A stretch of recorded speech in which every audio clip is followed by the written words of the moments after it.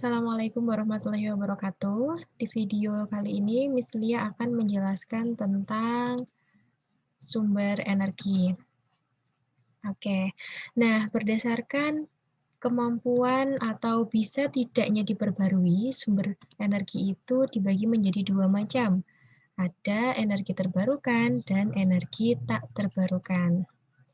Nah, sumber energi tak terbarukan itu adalah energi pada waktu tertentu dia akan habis jika digunakan terus-menerus. Contohnya ada fosil dan nuklir. Nah, fosil itu beberapa contohnya ada batu bara, ada minyak bumi, ada juga gas alam. Nah, batu bara itu biasanya digunakan untuk PLTU atau pembangkit listrik tenaga uap. Lalu ada minyak bumi itu biasanya digunakan untuk kendaraan atau sebagai bahan bakar mesin. Nah, biasanya digunakan sebagai bahan bakar mesin atau bisa juga digunakan sebagai pelumas atau kita kenal oli. Nah, seperti itu. Lalu ada juga gas alam. Nah, biasanya digunakan sebagai LPG. Lalu untuk tenaga nuklir, nah itu dibentuk melalui reaksi inti yang nantinya itu dari reaksi itu menghasilkan panas. Lalu panas itu digunakan untuk memanaskan air dan nanti akan menghasilkan uap. Lalu uapnya itu digunakan untuk menggerakkan turbin sehingga menghasilkan listrik. Nah, itu ya energi yang tak dapat diperbarui. Jadi, jika digunakan terus-menerus, nanti dia akan habis. Karena apa? Karena untuk memperoleh lagi itu diperlukan waktu yang sangat lama. Lalu yang kedua, itu ada sumber energi terbarukan. Nah, energi ini itu berasal dari sumber daya alam yang tidak akan habis jika digunakan terus-menerus, atau bisa juga dikenal dengan sumber energi alternatif. Contohnya ada energi matahari, ada energi angin, ada energi tidal, air, dan bioenergi. Energi tidal itu adalah energi dari arus pasang surut air laut. Oke, kita bahas dulu yang pertama mengenai sumber energi terbarukan. Contohnya tadi ada energi matahari. Nah, kita tahu bahwa energi matahari itu dia bisa menyinari sampai bahkan diperkirakan dia bisa menyinari sampai ribuan tahun, sampai miliaran tahun.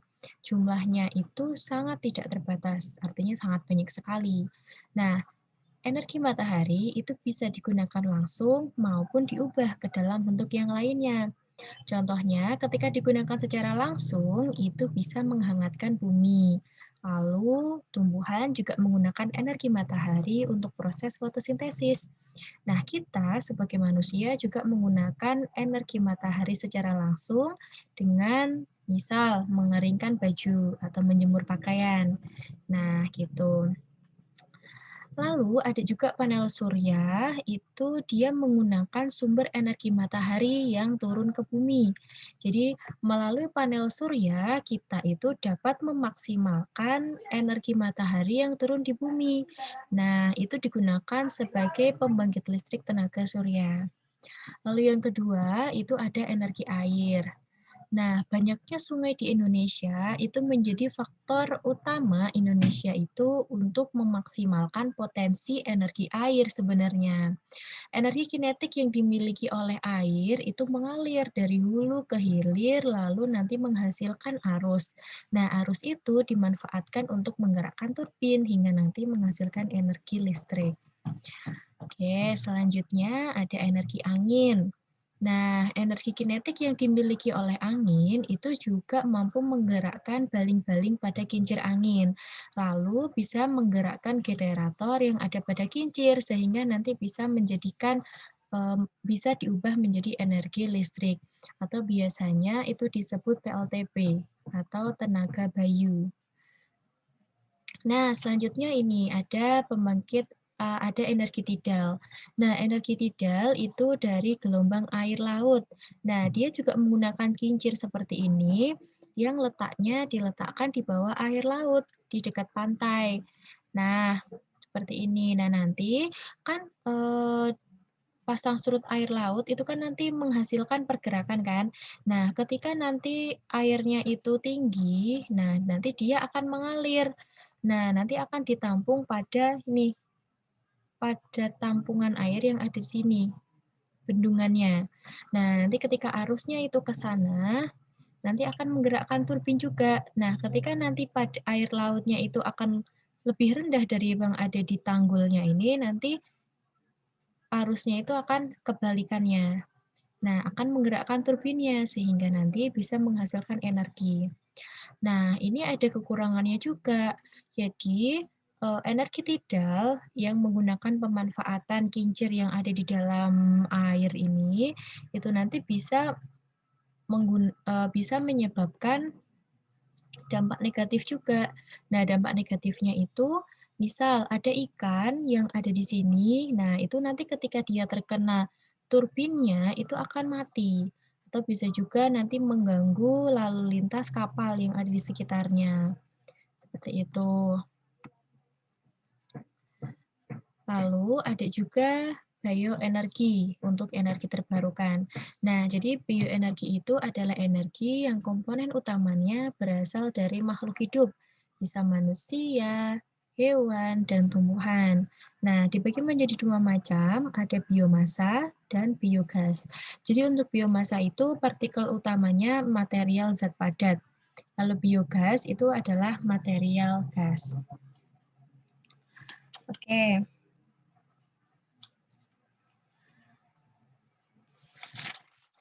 Nah, kemarin Miss Lia sudah memberikan penugasan ke kalian untuk membahas soal LKS halaman 193 dan 194. Nah, pada video kali ini kita sekalian membahasnya ya. Silahkan kalian buka buku kalian masing-masing untuk LKS halaman 193. Kita bahas yang pertama.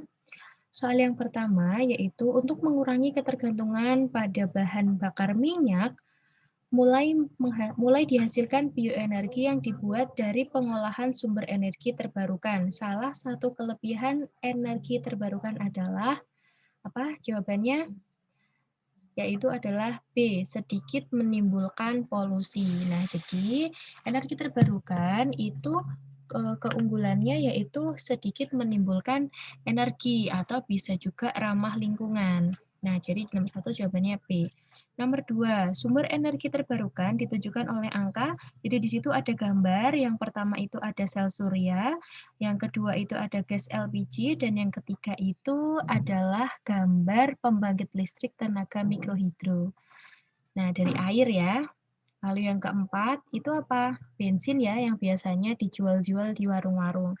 Jadi sumber energi terbarukan itu ditunjukkan oleh gambar nomor 1 dan 3. Jawabannya B. Lalu nomor 3, kekurangan minyak bumi sebagai sumber energi ditunjukkan oleh angka. Nah, jadi kekurangan minyak bumi ditunjukkan oleh angka apa? D, 2 dan 4. Jadi kekurangan dari minyak bumi itu minyak bumi menghasilkan karbon dioksida. Nah, lalu pengolahan minyak bumi itu menimbulkan efek buruk bagi kesehatan, yaitu pada pemanasan global. Nah, jadi kalau terlalu banyak menggunakan minyak bumi, nah contohnya kendaraan. Ketika banyak sekali kendaraan yang ada pada bumi ini, nah itu kan nanti menghasilkan gas buangan berupa karbon dioksida. Nah, itu nanti juga akan menimbulkan masalah kesehatan, kerusakan lapisan ozon, dan kerusakan-kerusakan lingkungan lainnya. Jadi nomor 3 jawabannya delta. Nomor 4, bahan bakar alternatif yang diperoleh dari pembusukan sampah organik dinamakan, tadi sudah kita bahas, biogas. Ya, kata kuncinya di sini adalah pembusukan. Ya, pembusukan sampah organik. Nah, biogas itu adalah gas yang dihasilkan dari proses anaerobik atau fermentasi. Nah, bahan ini contohnya ada kotoran manusia, ada limbah rumah tangga, ada kotoran hewan, gitu. Nomor 5. Jadi nomor 4 tadi jawabannya delta ya. Nomor 5. Pemasangan panel surya yang dapat menjadi solusi pemadaman listrik yang terjadi sepanjang hari, namun ada kelemahannya juga dalam penggunaannya. Nah, kelemahannya apa untuk panel surya? Adalah cahaya matahari yang tidak stabil. Jadi kita tidak bisa memprediksikan akan matahari itu akan terus bersinar. Bisa juga suatu hari itu mendung, ketika musim hujan itu kan intensitas cahaya matahari berkurang. Ketika malam hari juga tidak ada sinar matahari. Nah, jadi kekurangannya itu cahaya matahari itu tidak stabil. Jadi nomor 5 jawabannya B. Nomor 6.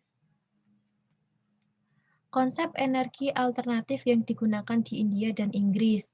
Nah, jadi itu apa?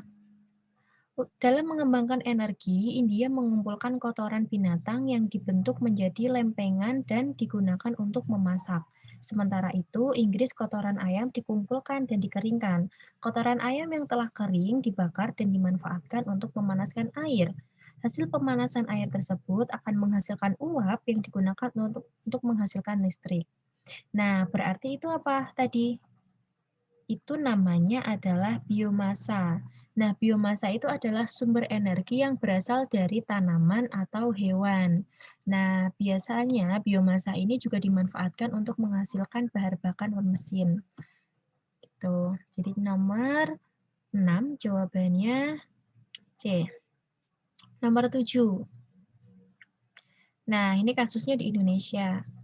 Indonesia telah berkomitmen untuk mendorong penggunaan energi bersih dan terjangkau.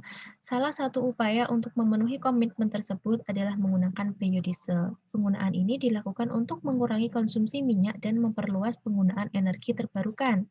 Biodiesel dapat dihasilkan dari kemiri Sunan, jarak pakar, biji karet, bintaro, nyamplung, dan lain sebagainya. Berdasarkan hasil uraian tersebut dapat disimpulkan bahwa apa? Ketersediaan bahan pembuatan biodiesel di Indonesia itu memungkinkan untuk perkembangan biodiesel.